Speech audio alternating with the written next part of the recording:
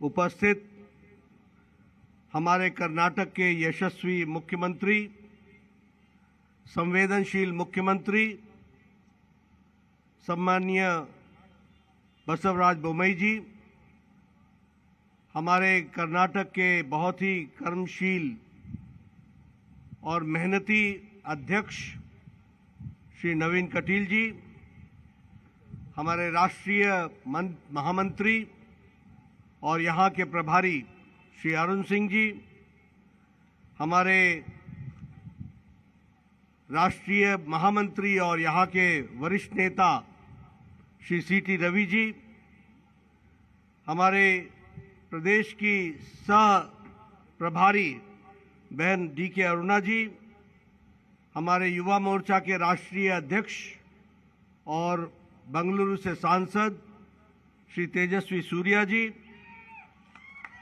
हमारे महेश जी महामंत्री, हमारे सिद्धराजू जी महामंत्री, हमारे बहुत ही प्रिय लोकप्रिय यहाँ से विधायक और मंत्री श्री आनंद सिंह जी, श्रीमती शशिकला जोले जी, विजयनगरा से district incharge minister Shri Devendrappa ji जो मेंबर पार्लियामेंट है बेलारी से, श्री करुणाकर जी रेड्डी जो एमएलए हैं, हमारे गोपाल कृष्णा जी, नेमिराज नायक जी, हमारे चन्ना बसवन गौड़ा जी और हमारे सभी वरिष्ठ साथीगण, सम्मानित मंच और यहाँ इतनी बड़ी संख्या में एकत्र आए हमारे इस जिले के सभी वरिष्ठ पदाधिकारी, कार्यकर्ता बंधु, कार्यकारिणी के सदस्य और मीडिया के मेरे साथी, प्रिंट मीडिया और इलेक्ट्रॉनिक मीडिया के मेरे साथी, मेरा ये सौभाग्य है कि मुझे आज विजयनगरा में आकर के आप सब लोगों के बीच में कार्यकर्ता समावेश में बोलने का सौभाग्य प्राप्त हुआ है। और अभी अभी जिस तरीके से आपको हमारे मुख्यमंत्री जी ने जोश भरा है, उसके बाद मुझे बोलना थोड़ा कठिन भी है और उनके बराबर का जोश भर पाऊं इस पर प्रश्न भी है। लेकिन उन्होंने जो बात आपसे कही है उसको मैं आगे बढ़ाते हुए यह जरूर कहना चाहूंगा कि मुझे आज एक, जिसे हम कहते हैं कि धार्मिक नगरी में और धार्मिक गुरुओं की नगरी में आने का सौभाग्य मिला है, जिसने भारत के धर्म, हिंदू धर्म और कल्चर की रक्षा के लिए, संस्कृति की रक्षा के लिए जो क्षेत्र जाना गया, ऐसे स्थान पर मुझे आने का मौका मिला है। मैं ऐसे पवित्र भूमि को नमन करता हूं और आशीर्वाद लेकर के अपनी बात को प्रारंभ करता हूं।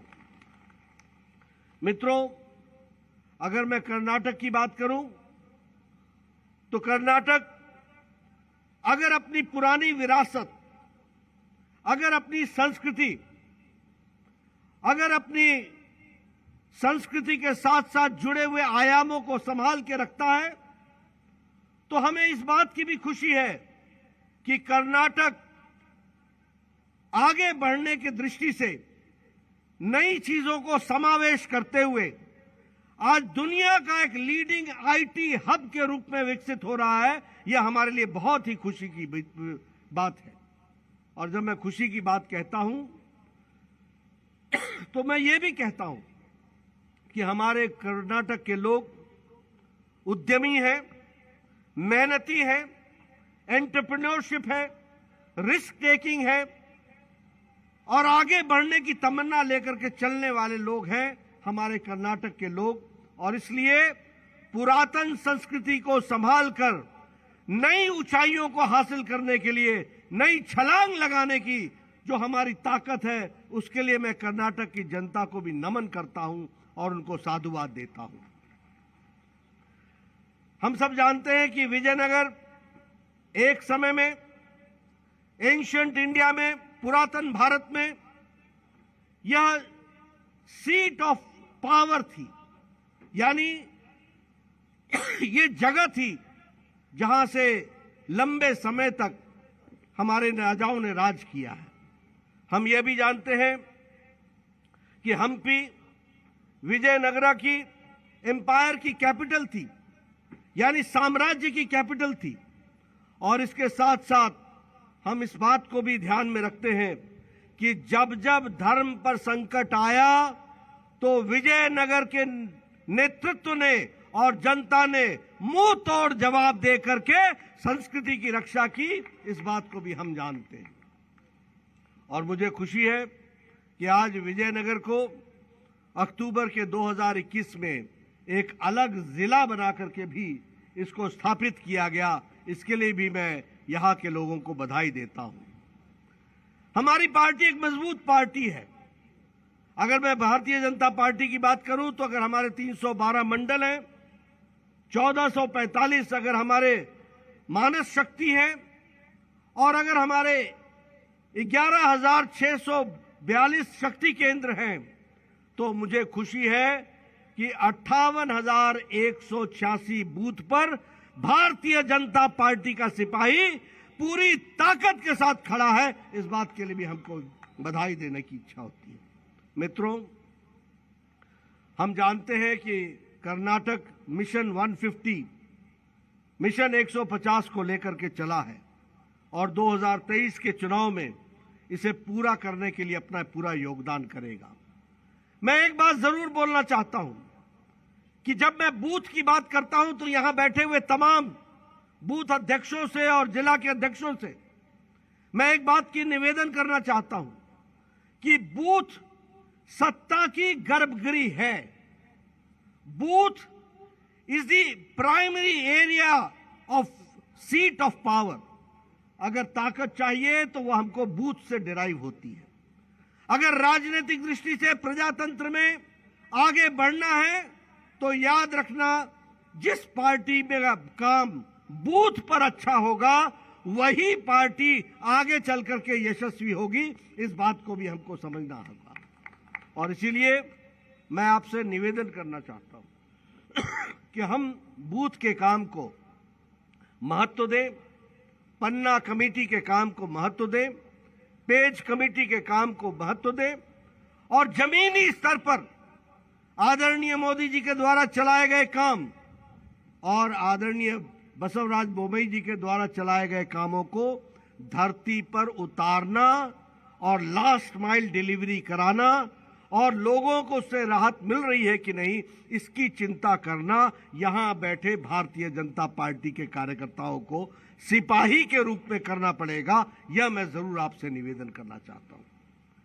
आज हम लोगों के लिए बहुत ही खुशी की बात है कि मोदी जी अगर दुनिया की शख्सियत है और देश के सबसे बड़े नेता हैं, तो यह भी खुशी की बात है कि आज कर्नाटक में भी भारतीय जनता पार्टी के नेतृत्व कार्यकर्ता एक एक बूथ पर खड़ा होकर के विकास की यात्रा को आगे बढ़ाने के लिए पूरी ताकत लगा रहा है। इसके लिए भी मैं आपको बधाई देना चाहता हूं। मित्रों, आज हमारी दुनिया में छवि बनी है। मोदी जी हमारे नेता हैं और भारत अब सिर्फ भारत के नेतृत्व के दृष्टि से भारत की सेवा के लिए नहीं जाना जा रहा है। आज भारत दुनिया में कंट्रीब्यूट करते हुए दुनिया को आगे बढ़ाने के लिए मोदी जी के नेतृत्व में काम कर रहा है। इस बात को भी हमको समझना चाहिए। और मैं कहने के लिए नहीं कह रहा हूं, आप बताइए, एक समय हमारा भारत था जब ट्यूबरक्लोसिस की दवाई आते आते भारत में 25 साल लग गए। एक भारत वो भी था जब स्मॉल पॉक्स की दवाई को भारत में आने में 35 साल लग गए। एक भारत वो भी था जब टेटनस की दवा आने में भारत में 35 साल लग गए। एक भारत वो भी था जब जापानीज एन्सेफेलाइटिस, जापानी बुखार की दवा आने में 100 साल लग गए। 1906 में दवा बनी और 2006 में भारत में वो दवा आई। लेकिन आज अगर कोरोना 2020 में आया तो मोदी जी के नेतृत्व में 2021 में एक नहीं 2-2 वैक्सीन बन करके लोगों को उससे राहत दिलाने का काम किया, यह भी हमको याद रखना चाहिए। और यही नहीं, वैक्सीन मैत्री में हमने 185 करोड़ लोगों को भारत में वैक्सीन लगाई। It is one of the India's largest and the fastest vaccination programme in the world. आज अमेरिका नहीं कर पाया, आज यूरोप नहीं कर पाया, आज विकसित देश नहीं कर पाए, और मोदी जी ने आप लोगों के चेहरे से मास्क उतरवा दिया और नजदीक बैठने की हिम्मत दे दी। यह सुरक्षा कवच दिया तो नरेंद्र मोदी ने दिया, इस बात को हमको याद रखना चाहिए। और वैक्सीन मैत्री के तहत बांग्लादेश को वैक्सीन दी, भूटान को वैक्सीन दी, श्रीलंका को वैक्सीन दी, नेपाल को वैक्सीन दी, अफगानिस्तान को वैक्सीन दी, मलेशिया को वैक्सीन दी। हर एक देश तक अपनी वैक्सीन को पहुंचाने का काम किया, तो मानवता के आधार पर नरेंद्र मोदी जी ने किया, और भारत की छवि आज दुनिया के नेतृत्व की दृष्टि से बनाई है, यह भी हमको याद रखना चाहिए। एक समय में भारत आयात करता था, इंपोर्ट करता था, अब दुनिया बदल गई। India has become now an exporting hub. अब भारत दुनिया को देता है, लेता कम है, देता ज्यादा है, इस बात को भी हमको याद रखना चाहिए। अगर हम बात करें आपके यहां की भी, तो आज वर्ल्ड के आईटी के काम को बेंगलुरु अपने आप में, it is the second largest hub, IT hub, यह दुनिया का सेकंड लार्जेस्ट आईटी हब बन रहा है। इस बात को भी हमको ध्यान में रखना चाहिए। आज बदलता भारत है। आज हम अगर बात करें तो Karnataka is a major hub in startups. Startup में यह मेजर हब बन गया है, और हमारी जीएसटी की कलेक्शन पिछले 17 महीनों में 15 महीनों में 1 लाख करोड़ क्रॉस कर गई है। इसको भी हमको याद रखना चाहिए। And this is after corona. Corona के पश्चात हुआ है, यानी सारी देश की इकोनॉमी रुक गई है, और हमारे देश की इकोनॉमी जो है वो बढ़ती हुई आगे आ रही है, यह भी हमको याद रखना चाहिए। और हमारा जो टैक्स कलेक्शन है वो 34% का रेवेन्यू इंक्रीज हुआ है। अब मित्रों, मैं यहां पर एक बात जरूर कहना चाहूंगा। हमारे विरोधी बोलते हैं ये हो गया, आर्थिक दृष्टि से मंदी आ गई। भारत आर्थिक दृष्टि से छलांग लगाता हुआ दुनिया की आर्थिक दृष्टि से आगे बढ़ रहा है, इसको भी हमको याद रखना चाहिए। और यह तभी संभव है अगर टैक्स कलेक्शन हमारी 34% इंक्रीज होती है, तो इसका मतलब हमको समझ लेना चाहिए कि आर्थिक गतिविधि भारत में तीव्र गति से चल रही है। और अगर मैं मूडीज इन्वेस्टर सर्विस की बात करूं, तो 2022 और 23 में उन्होंने फोरकास्ट किया है, भविष्यवाणी की है कि भारत का ग्रोथ रेट 7.9% से बढ़कर के 8.4% चला जाएगा। यह मूडीज सर्विसेज ने, इन्वेस्टर सर्विसेज ने कहा है। इसका मतलब कि हमारे यहां विपरीत परिस्थिति में भी भारत मोदी जी के नेतृत्व में आगे बढ़ रहा है, और आर्थिक जगत के रूप में भी एक ताकत बन रहा है। यह भी हमको समझना चाहिए।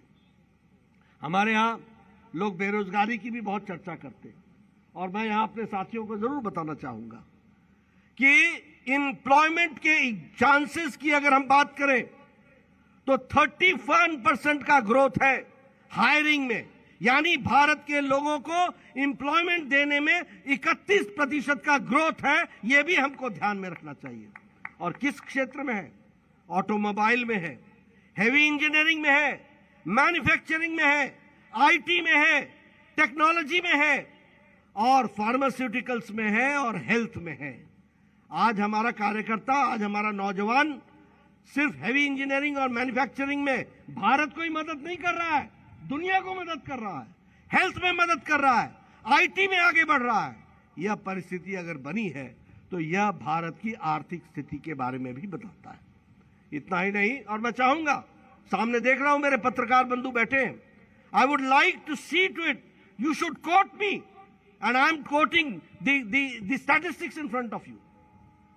हर एक कोई राजनीति में जिसकी मर्जी जो भी कहना चाहे कह दे, इसको जानना चाहिए। मूडीज इन्वेस्टर सर्विसेज के फोरकास्ट क्यों आई है। हमें जानना चाहिए कि ये टैक्स कलेक्शन कैसे बढ़ा है। हमें जानना चाहिए कि 17 महीने में 15 महीने जीएसटी 1 लाख करोड़ कैसे क्रॉस किया है। ये आंकड़े हैं जो अपने आप में बताते हैं कि विपरीत परिस्थिति में भी आर्थिक छलांग लगाने के लिए भारत तैयार है, मोदी जी के नेतृत्व में तैयार है। ये हमको याद रखना चाहिए। मित्रों, मैंने पहले भी कहा, आज भी कहता हूं, हम यहां जो लोग बैठे हैं, we are not here to occupy chairs, we are not here to occupy seats, we are not here to become MLAs और MPs, we are not here to become gram panchayat members only. We are here as an active agent of change. We are here to serve the people. We are here to see to it कि गांव, गरीब, वंचित, पीड़ित, शोषित, दलित, युवा, महिला, इनकी तस्वीर और तकदीर बदलने के हम एजेंट बनेंगे। इसलिए हम राजनीति में आए हैं, इसको हमको समझना चाहिए। और कहने के लिए फिर मैं नहीं कह रहा हूं, आप बताइए कि प्रधानमंत्री उज्ज्वला योजना ने महिलाओं की स्थिति में परिवर्तन लाया कि नहीं लाया। आप बताइए, ये स्वच्छता अभियान में 11 करोड़ टॉयलेट्स, शौचालय बने, 11 करोड़ इज्जत घर बने। इसका मतलब which type of India we were living in, where female used to go for defecation for the natural needs in the fields. और what was the number? 11 crore plus. अगर 11 करोड़ घर बिना शौचालय के थे तो महिला की डिग्निटी के साथ कितना बड़ा अन्याय होता था। और मोदी जी ने उनको इज्जत दे करके मुख्य धारा में शामिल किया और सशक्तिकरण किया। यह भी हमको याद रखना चाहिए। ये कहने के लिए मैं नहीं कह रहा हूं। अगर मैं उज्ज्वला योजना की बात करता हूं, it is not a gas connection, it is an empowerment. जो वो खाना बनाने के पहले 200 सिगरेट का धुआं सिर्फ चूल्हे के बगल में बैठ करके अपने लंग्स में लेती थी, today because of gas cylinders and because of gas चूल्हा, लाइटर जला करके 5 मिनट में वो तैयार करती हैं भोजन, और उनकी हेल्थ कंडीशन में, लंग्स के प्रॉब्लम्स में डिक्रीज आया है। ये भी हमको समझना चाहिए, ये भी हमको याद रखना चाहिए। हम जब स्कीम्स की बात करते हैं तो सिर्फ इसलिए नहीं करते हैं। हम अगर प्रधानमंत्री आवास योजना की बात करते हैं, व्हाट इज द नंबर? अगर हम प्रधानमंत्री आवास योजना की बात करें तो the number is 1 crore 26 lakh. Means इतने लोगों को घर नहीं था। और मोदी जी का सपना है कि कोई भी बिना पक्के मकान के नहीं रहेगा। और बॉम्बे साहब का भी संदेश है कि कर्नाटक में कोई भी बिना पक्की छत के नहीं रहेगा। ये संकल्प लेकर के हम आगे बढ़े। इसलिए अगर हम हेल्थ फॉर ऑल की बात करें, अगर हम आयुष्मान भारत की बात करें, अगर हम प्रधानमंत्री आवास योजना की बात करें, अगर हम सौभाग्य योजना की बात करें, अगर हम उजाला योजना की बातचीत करें, 18,000 विलेजेस वर विदाउट इलेक्ट्रिसिटी। किस तरीके की उनका जीवन होगा उसको भी हमको समझना चाहिए और ध्यान में रखना चाहिए। इसलिए आज जब हम विमेन एम्पावरमेंट की बात करते हैं तो अगर उजाला योजना की बात करें तो 2 करोड़ 42 लाख लोगों को उजाला योजना में इलेक्ट्रिसिटी के एलईडी बल्ब्स मिले हैं। अगर उज्ज्वला योजना की बात करें तो कर्नाटक में 9,15,000 लोग हैं जिनको चूल्हा दिया गया है और सिलेंडर दिया गया है, और देश भर में 10 करोड़ लोगों को दिया गया है। तो ये सारे आंकड़े मैं आपके सामने इसलिए रख रहा हूं कि हम किस तरीके से देश में परिवर्तन लाने की कोशिश कर रहे हैं, उसको हमको समझना चाहिए। अब जैसा कि मैंने कहा कि आवास योजना में 2 करोड़ के आसपास था, और यहां कर्नाटक में 7 लाख मकान बने हैं, वह भी हमको ध्यान में रखना चाहिए। प्रधानमंत्री गरीब कल्याण अन्न योजना, कैन यू इमेजिन दैट? प्रधानमंत्री गरीब कल्याण अन्न योजना का मतलब क्या है? मतलब यह है कि जब से कोरोना आया 80 करोड़ की जनता को मोदी जी ने 5 किलो गेहूं और 5 किलो चावल और 1 किलो दाल दे करके कोई हमारा भाई भूखा नहीं सोए, इस संकल्प को दोहराया है। इसको भी हमको याद रखना चाहिए और समझना चाहिए। और अगर मैं यहां की बात करूं तो लगभग 4 करोड़ लोग हैं, 4 करोड़ पीपल इन कर्नाटका, जिनको 2 वक्त की रोटी की व्यवस्था बसवराज बोम्मई जी ने मोदी जी के आशीर्वाद से दिया है, ये भी हमको ध्यान में रखना चाहिए। बहुत सी नई योजनाएं चलाई हैं, इस पब्लिक मीटिंग में उनको बताने की जरूरत नहीं है, लेकिन एनहांसमेंट ऑफ पेंशन्स, चाहे वो विडो हो, चाहे वो हमारे डिसेबल्ड हो, फिर चाहे वो ट्रांसजेंडर हो, फिर चाहे वो हमारे हैंडीकैप डिसेबल्ड लोग हों, सबके लिए पेंशन्स का इंक्रीज करने का काम किया है, वह भी हमको ध्यान में रखना है। इसके साथ साथ हम यह भी कहना चाहेंगे कि हम स्पाइसेस में कर्नाटक हैज टच्ड 4 बिलियन का एक्सपोर्ट आज कर्नाटक स्पाइसेस का कर रहा है, और कॉफी एक्सपोर्ट जो है वो $1 billion, 4 billion US dollar spices और $1 बिलियन वो भारत का ये कर्नाटक कर रहा है। इसको भी हमको याद रखना चाहिए और समझना चाहिए। बहुत सी स्कीम्स हैं बोम्मई साहब ने चलाई हैं, फिर चाहे वो नम्मा ग्राम नम्मा रास्ते हो, चाहे वो हमारे प्रधानमंत्री ग्रामीण सड़क योजना में बनाने की योजना हो।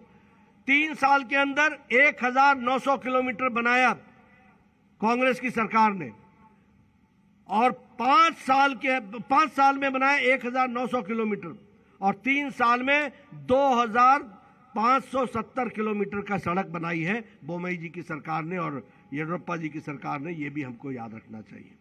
मित्रों, मैं ऐसे आपके सामने विकास के आंकड़े बहुत रख सकता हूं, लेकिन अभी मैं जो कन्नड़ में दे रहे थे भाषण हमारे मुख्यमंत्री जी, उसमें से जो मुझे समझ में आया उस पर मैं जरूर बोलना चाहूंगा।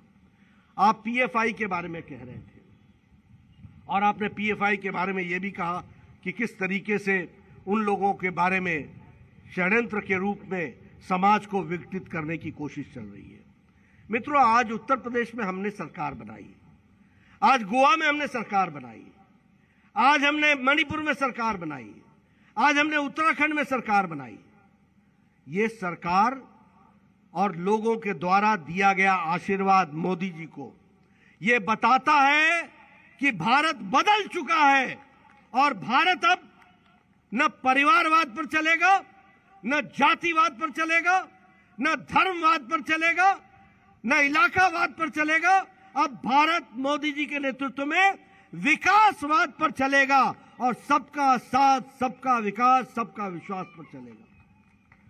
उत्तर प्रदेश में 38 साल बाद किसी पार्टी की दोबारा सरकार आई है, 38 years, after 38 years, and after independence Uttar Pradesh में एक मुख्यमंत्री दोबारा मुख्यमंत्री बना है, और एक मुख्यमंत्री ने पूरे 5 साल किए हैं, तो वह भारतीय जनता पार्टी की सरकार दोबारा आई है, और योगी जी दोबारा मुख्यमंत्री बने हैं। यह भी हमको याद रखना चाहिए। आपको जानकर के खुशी होगी, यहां आपकी मुलाकात कांग्रेस से होने वाली है। उत्तर प्रदेश में भी कांग्रेस लड़ी, 399 सीट्स में 387 सीट्स में जमानत जब्त हो गई कांग्रेस की, यह भी आपको याद रखना चाहिए। अगर मैं बात करूं उत्तराखंड की, अब देखिए कहां उत्तर प्रदेश दिल्ली से शुरू होता है और बिहार के साथ लगता है 700 किलोमीटर का रास्ता है। कितना बड़ा है उत्तर प्रदेश, 24 करोड़ की जनसंख्या है। अगर मैं उत्तराखंड की बात करूं तो उत्तर के साथ नेपाल के साथ लगा हुआ पहाड़ी इलाका है। वहां भी जब से राज्य बना है उत्तराखंड, पहली बार जो सरकार थी वो फिर से चुन करके आई है, तो वह भारतीय जनता पार्टी की सरकार चुन करके आई है और 47 सीट्स जीती है। और आम आदमी पार्टी 70 सीट्स में से 68 सीट्स में जमानत जब्त हो गई, यह भी याद रखिए। अब कहां उत्तर प्रदेश और कहां गोवा? गोवा में हमने विशुद्ध भारतीय जनता पार्टी की सरकार बनाई, और इसके साथ साथ ये तीसरी बार लगातार इन रो बनाई है, हैट्रिक किया है तो भारतीय जनता पार्टी ने किया है। और Manipur, which was known for blockades, which was known for curfew, which was known for insurgency, आज पीस, प्रोस्पेरिटी और डेवलपमेंट मोदी जी के नेतृत्व में और वहां के मुख्यमंत्री एन बीरेन सिंह के नेतृत्व में हो रहा है, और आज वहां विकास हो रहा है। पहली बार नॉर्थ ईस्ट में हमारी मिलीजुली सरकार आई थी, इस बार हमारी विशुद्ध भारतीय जनता पार्टी की सरकार आई है फॉर द फर्स्ट टाइम। ये भी हमको समझना चाहिए। इन नतीजों को देख करके कुछ लोग राजनीति में बौखला गए हैं और उनकी बौखलाहट कहीं न कहीं समाज को विघटित करने के षड्यंत्रों के साथ जुड़ जाती है। इसीलिए आपने देखा होगा कहीं रामनवमी के शोभा यात्रा पर अटैक, कहीं कुछ। यही बोमई साहब का विषय है। He is the chief minister, he is the home minister, he will certainly investigate into the details of it, but on the face of it I can say कि ये डिजाइन्ड तरीके से समाज को खंडित करने की कोशिश हो रही है। और मुझे दुख के साथ कहना पड़ता है कि आज Congress party is behaving in the most irresponsible manner. और मैं ये पूछना चाहूंगा कि क्या पीएफआई के लोगों को जो ऑन बुक्स लाए गए थे उनको छुड़ाने का काम सिद्धारमैया ने किया था कि नहीं किया था, इसकी जनता, कर्नाटक की जनता जवाब चाहती है। हाथी के दांत दिखाने के और खाने के और। आतंकवाद के खिलाफ बोलते हो और आतंकवादियों को छोड़ते हो, अंदर से दोस्ती रखते हो और बाहर मुखौटा लेकर के चलते हो।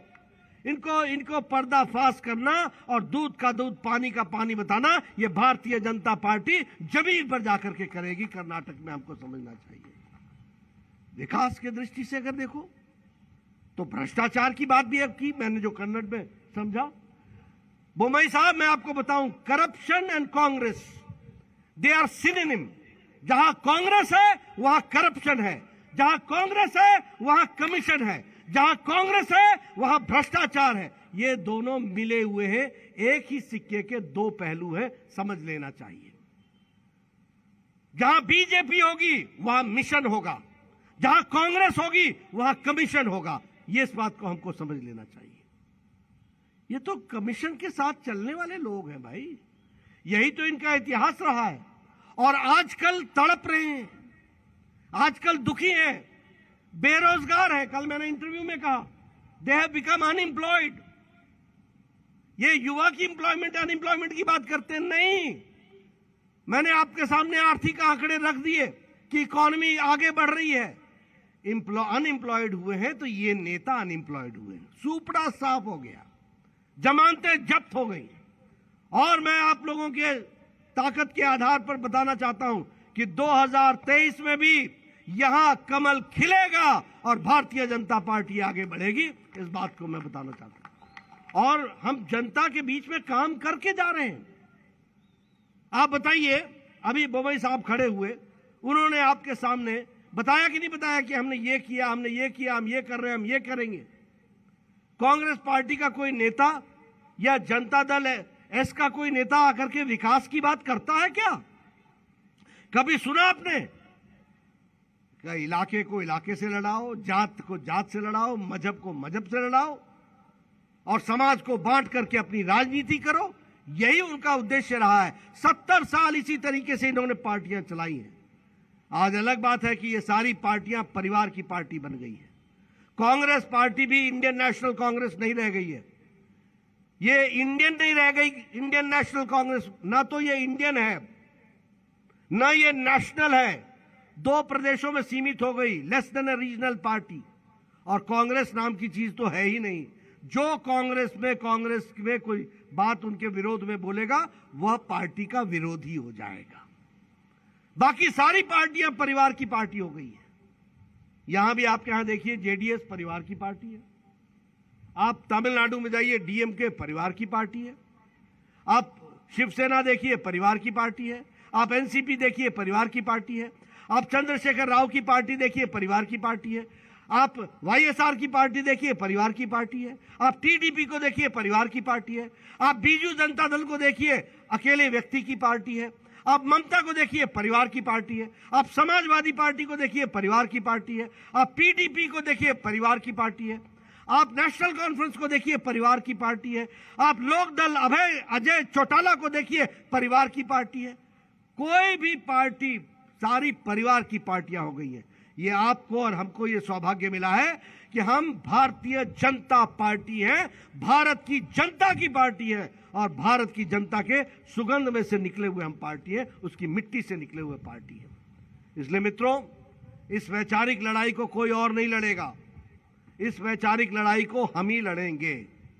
और हम इसलिए नहीं लड़ेंगे, हम इसलिए लड़ेंगे क्योंकि हमें भारत को आगे ले जाना है, क्योंकि भारत को मजबूत बनाना है और मोदी जी के सपने को पूरा करना है। और मोदी जी के सपने को पूरा करना है तो कर्नाटक के सपने को पूरा करना होगा। कर्नाटक मजबूत होगा तो भारत मजबूत होगा, कर्नाटक आगे बढ़ेगा तो भारत आगे बढ़ेगा। और इसलिए आने वाले समय में भारतीय जनता पार्टी हर बूथ पर कमल खिले, इसके लिए हमको काम करना पड़ेगा।